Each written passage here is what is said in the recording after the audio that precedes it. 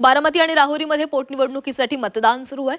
बारामतीमध्ये सकाळी 11 वाजेपर्यंत 20.55% मतदान झालेले आहे, तर राहुरीमध्ये सकाळी 11 वाजेपर्यंत 18.22% मतदान झाले।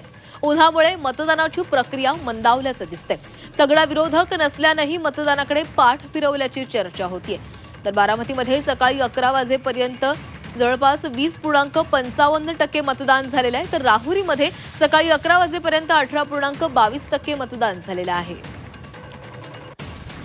बारामतीमध्ये सुनेत्रा पवार निवडणुकीच्या रिंगणामध्ये आहेत। जवळपास 23 उमेदवार हे निवडणुकीच्या रिंगणामध्ये आहेत, मात्र मोठ्या राजकीय पक्षाचा एकही उमेदवार नाही आणि कदाचित याच कारणामुळे देखील मतदानाचा टक्का काहीसा खाली आल्याची शक्यता वर्तवली जाते।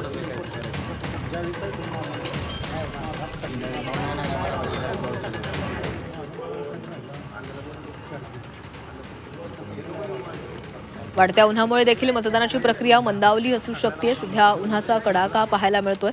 मोठ्या संख्येने तापमानामध्ये वाढ होती आणि त्याचाच परिणाम कदाचित या मतदान प्रक्रियेवर पडलेला आहे।